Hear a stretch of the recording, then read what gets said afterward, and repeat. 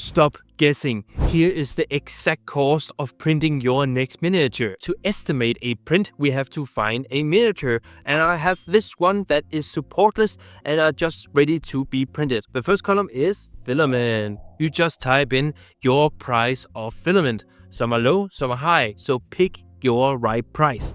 For this example, we are going to pick $20, 18 euros. Next column is filament used. Now we look at our total estimate from the slicer, and we can see it is 5.45 grams of filament. If you really want to know if your cheap prints are secretly expensive, look at electricity price. I've looked up my own price, which was 2.5 kroner per kilowatt. So if you want that precise price calculation, then check your own prices. The next column is power usage, or watts. How much do your printer use when it is printing on average? I'm using a A1 Mini in this instant. And again, if you want to be precise with your own numbers, check out your printer's usage. In the next column, we are going to measure print time in hours, and it has to be decimal hours. I've written how you can change hours to decimal hours in this Excel arc. It is just hours plus minutes divided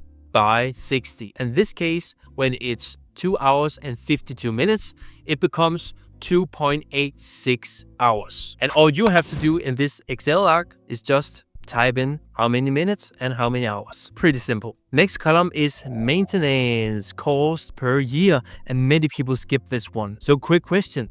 How much does a nozzle clog or a bad STL file cost you?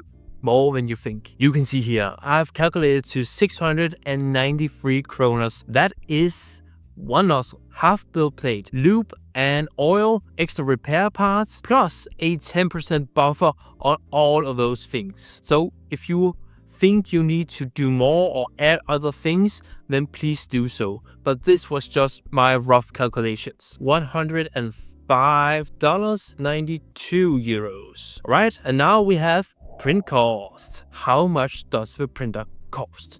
In this instant, it is the A1 Mini, so I've just typed in 1,500 kroners. That is roughly 200 euros and $230. The next column is printer lifespan. And if you treat your printer really well and maintain it, then it can roughly hold for 5 years. The next one, average print per day for 1 year, is a tricky one, so you have to give a estimate. You cannot be sure about this one. Here at Nozzleborn Foundry, we upload STL files and make them all the time and upload them on MakerWorld for free. Because I design and print miniatures every single day, then I have a really distorted vision of how many miniatures other people are printing. But right now, we are just taking 2, which is a extremely high number. It's from the day you get the printer until its last spin. Morning, Christmas, Father's Day, you name it, you're printing. Now the next column is failed print ratio. You have to think about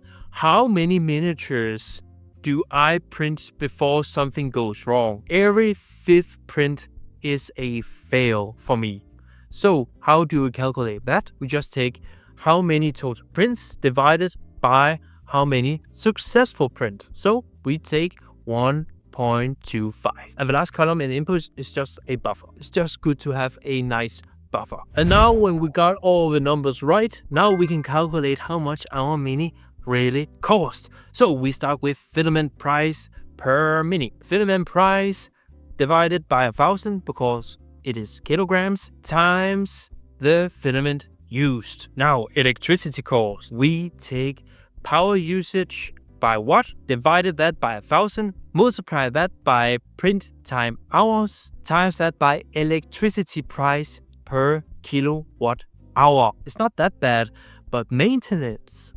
Our maintenance cost per year slash 365 times that by print per day is really important that you kind of nail with a good estimate. And that leads perfect down to the next one, which is printer depreciation. I can't say that in English. Printer cost divided by printer lifespan per years, 5 years, times that by 365 days, times that by prints per day. And now we got a beautiful calculation of how much it costs Now we got filament, electricity, maintenance, and printer depreciation. Now we have to figure out how much it actually costs when we are thinking about all the failures. Just take the subtotal, times that by failed print ratio, which is the 1.25. And now we add a buffer to that failed multiplier, just a 10% buffer, because many things can go right, many things can go wrong. Take that number, times that by 0.1, and now we have a 10% buffer. And now we just add these two numbers together, and we got our total, which in my case is 3 krones and 71 øre. In USD, that is 55 cents, and in euros, that is 73 cents. Right here. That is the real cost if you think about everything. So if you want to sell miniatures, you can take that number, times that by how much markup you want. It will be 10%, 100%, and then you have your selling price. That's easy. And this has a 10% buffer in 3 occasions. If you want more tips or talk about FDM printing, then I'm here. See you later.